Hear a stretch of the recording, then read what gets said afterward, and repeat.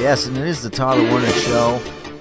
And as we normally do during this time of the week, during the NFL season, it's time to go around the NFL, my top 5 thoughts on other games outside of the very pathetic performance out of the Eagles this past week, offensively especially. Take a look around the rest of the NFL and give them top 5 thoughts. Starting with number 5, the New Orleans Saints, along with the Philadelphia Eagles, are another one of the teams that have fallen to 0-2 to start off the 2015 NFL season. Although this was versus the Tampa Bay Buccaneers, who stunk it up week 1 against the Titans, of all teams. And here, this is in New Orleans. This is in the Super, where the Saints are supposed to be great. And certainly last year they had problems winning in general, and this year looks like things are continuing versus the Bucs in this game. But again, of all teams, it's against the Buccaneers. Drew Brees goes down, might be out for several weeks now. Obviously a huge blow to the New Orleans Saints, and suddenly a team that I thought was going to have a bounce-back season and be a playoff team suddenly is looking like they're going to have another bad season and not make the playoffs, and who knows as far as that organization goes.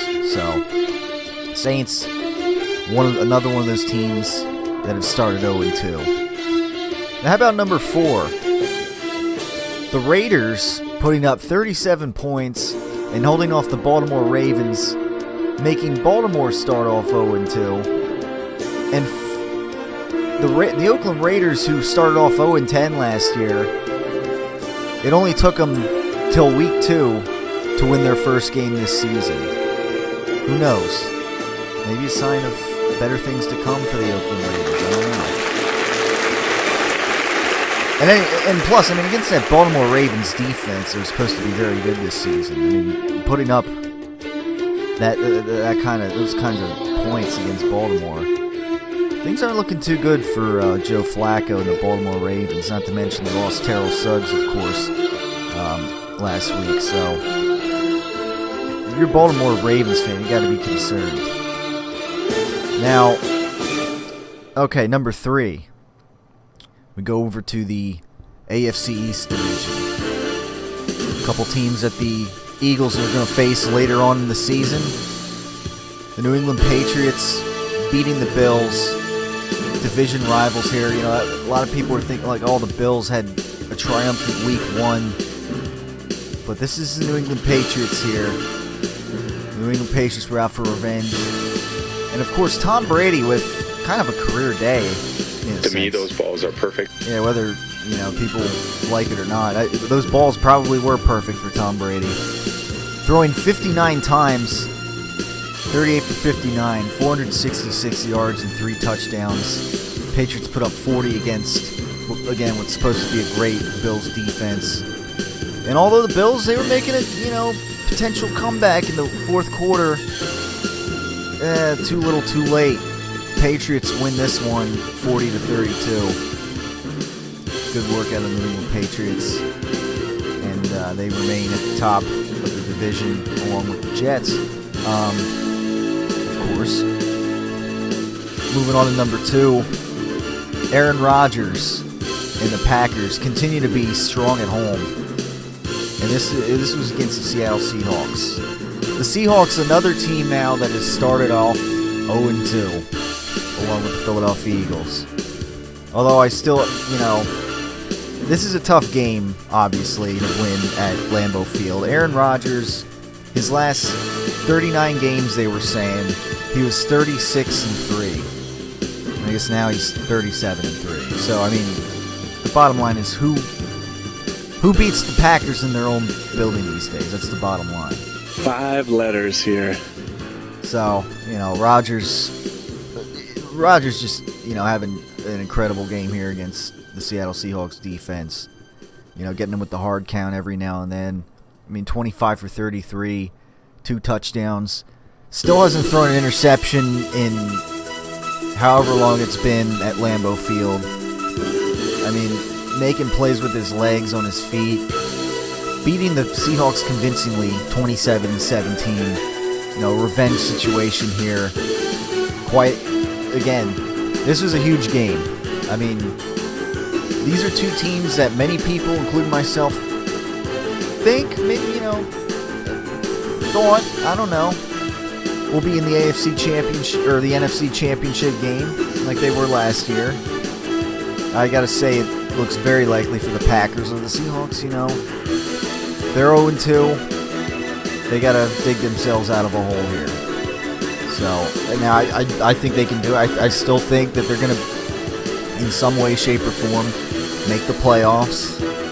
Like last year, they had a bit of a slow start to the season. They still finished 12-4. Some way or another, I think the Seahawks will be in the playoffs. But certainly, as far as home field advantage in the NFC goes, I think the Packers are a clear favorite right now to have home field advantage in the NFC this year. And definitely with that win against the Seahawks, that certainly helps them out if it were to come down to a head-to-head win-loss to determine home field advantage. So, Packers looking strong. 2-0, right out of the gate. Now, number one, it's a perfect way to segue back to things, I guess, regards the Philadelphia Eagles. Last night on Monday Night Football, the New York Jets holding off the Indianapolis Colts to 7 points as Andrew Luck turns the ball over 4 times, 3 interceptions, and a fumble lost to this New York Jets defense that the Eagles have to play next week. It was a pretty defensive game most of the way. Fourth quarter, things got a little more, offensive, I guess, but essentially what we had was the New York Jets shutting down the Indianapolis Colts on Monday Night Football. And after watching, Darrelle Revis, that's secondary, Revis Island, Antonio Cromartie. We sit here, we look at the Philadelphia Eagles. The next, the Jets are their Week 3 opponent at New York. As some little chime in there from an advertisement. I watched the Jets last night, and even though Ryan Fitzpatrick, he's surrounded by some playmakers, good receiving core, better than what the Eagles have, and decent running game, decent offensive line. He's not the quarterback that's gonna win him a championship or anything, but as far as it concerns the Eagles, I'm terrified of this game against the New York Jets. I hate to say it, I'm a little terrified. Oh my God! That the Philadelphia Eagles may start 0-3.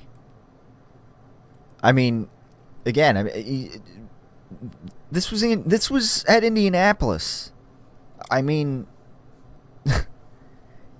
Luck, 21-37, 250, 1 touchdown, 3 interceptions, and a fumble lost. Frank Gore, he was a bit pedestrian. 15 carries, 57 yards. Not the best outing in the world, not a horrible one. The Jets are off to a 2-0 start. They look like, if they're not a player, they're going to be one of those teams up near 9-7, at the least, and to contend for the playoffs. And who knows? Again, I think, quarterback position, I think can Fitzpatrick do what he needs to do to lead them to the playoffs. Because at the end of the day, quarterback play is very important. But at least as far as things are going right now, with the Philadelphia Eagles, the Eagles got to make some serious adjustments, offensively especially. And defensively, they got to be prepared for Brandon Marshall and Eric Decker, some of the playmakers they got, or else the Eagles could very well be off to an 0-3 start. I'm not feeling good about this game at all. I'm really not. Before the season started, I thought, there's some transition here for the Jets, but so far, they look like they got it together. And, not to mention the Colts, they're another team that's in the mix of 0-2 teams along with the Eagles.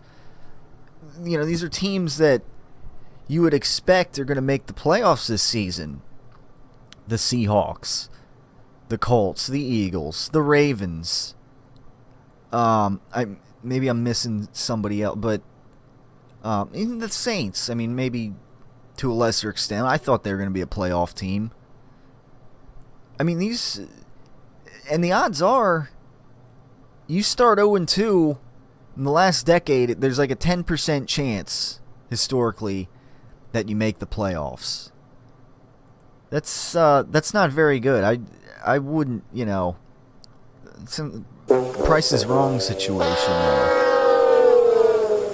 And it's not, again, now, the Colts, they started off 0-2 last year. And they obviously they won the division, and they made it to the AFC Championship game. So it can be done, obviously. But, Colts do it 2 years in a row. I think they benefit from an easier division, obviously, a weaker division, and I still got to think that the Colts pull it off and win that division. They could probably, perhaps go 9-7. And win that division. But, still, the odds of that are not too good. You look at numbers, math, whatever. The Eagles have a 10% chance of just even making the playoffs now. And that's not very promising at all. When this is a season that was supposed to, where a lot of fans were expecting a playoff win, or at least I was expecting make the playoffs, win the division, and win a playoff game, show some progress. Some people were saying, hey, this team, they could go to the Super Bowl this year. And now it's like there's a 10% chance by historical numbers of them even making the playoffs. That's, it's not looking too good right now. And they got to face a team that is off to a solid start in the New York Jets. Again, beating the Colts, shutting the Colts down in their own building. That's not looking too good. The Eagles really have to be prepared for they got to go on the road here. It's right up the alley, of course, but the Eagles got to do some things on offense differently, obviously. And who knows? But again, playoffs could be. Here we sit, week 2, and because they started 0-2, and because they came out so flat against the Dallas Cowboys, a banged up Dallas Cowboys team. A depleted one, mind you. Suddenly it's like, already, even the idea of making the playoffs for the Philadelphia Eagles is highly in question now. Can they do it? Playoffs? Yeah. Already, it's week 2, and we have to break out the Jim Mora playoff soundbite to, because they got a 10% chance, just like some other teams. Although I think the Seahawks, it's a nice topic of conversation too. Of the teams that are 0-2, which one, if any, you can only pick one, say, make the playoffs this year. I picked the Seahawks, and it obviously goes back defensively, but they got the quarterback. Obviously, they got beast mode, Marshawn Lynch. I'm just about that action, boss. And I think the really good teams, I think they figure it out down the road. Eagles, they're not showing any signs of life. And to be fair, the Seahawks, who wins at Lambeau Field these days against the Packers? Who beats the Packers at Lambeau Field? I would expect the Seahawks are going to start bouncing back. But the Eagles, I'm not too sure about. The Ravens, they got an uphill climb themselves. And yeah, I mean, who else was it? The Colts. I mean the Colts too. I mean, I'd probably go Seahawks and Colts as far as teams that are, that will make the playoffs, and then that are 0-2 right now. I don't know. I mean, I might go. I still might put Baltimore ahead of the Eagles at this point because it's just not looking good for the Eagles. I don't know. I mean, they need a serious, I don't know, reality check this week. NovaCare Complex, and whether, everybody, the coaching staff, Chip Kelly, started with Chip Kelly. Was that like a wise-ass comment? I mean, it starts from, the top down. So that's that. Around the NFL and ending with I think rightfully so, the Jets looking like, playing like late champs right now. And that's who the Eagles got to go play in Week 3. So, with that in mind, it is the Tyler Werner Show. We'll look forward to digging in a little more to that game a little later in the week here in the Tyler Werner Show. And, I mean, share your thoughts. I mean, I watched that Monday night game last night, and I'm just like, the Jets look like they know what they're doing. And the Eagles, especially without question offensively, do not look like they know what they're doing. Not looking too good here. Facebook.com/Tyler Werner Show, as always. Or send your comments, your thoughts of what's going on here with the Eagles and around the NFL on the YouTube channel or on the videos as they come up. With that in mind, thanks for tuning in, and stay tuned for the next video here on the Tyler Werner Show YouTube channel and Facebook page. Attention parents, is your under 18-year-old daughter being cyberstalked by a man who identifies themselves as a grown adult male? I want to meet you and fool around. Are you up to meeting tonight, hon? I think I would like to shower with you. We can do it in the shower, too. If so, you need to contact Chris Hansen and Company to bust these online cyberstalkers. How are you tonight? Why don't you have a seat there and get comfortable for that? I guess you're going to tell me next that this is the very first time you've done something like this. Chris Hansen and the Dateline crew will take care of it. Contact us, and we will put an end to the cyber stalking that your daughter is experiencing. Well, there's something you got to know. I am Chris Hansen with Dateline NBC, and we're doing a story on computer predators. Busted! What defines the perfect ball? It's not just about size when it comes to Brady and Belichick's slow-cooked Italian meatballs.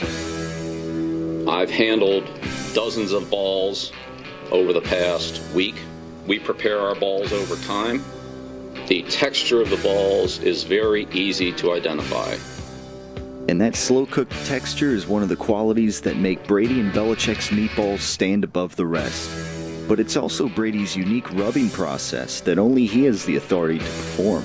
When I pick those balls out, to me, they're perfect. I don't want anyone touching the balls after that. I don't want anyone rubbing them. To me, those balls are perfect. Once the balls reached an equilibrium, we're down to the rubbing process. Brady and Belichick's slow-cooked Italian meatballs. When you're looking to make it a pasta night, or doing a little catering, like Brady would say, to me, those balls are perfect.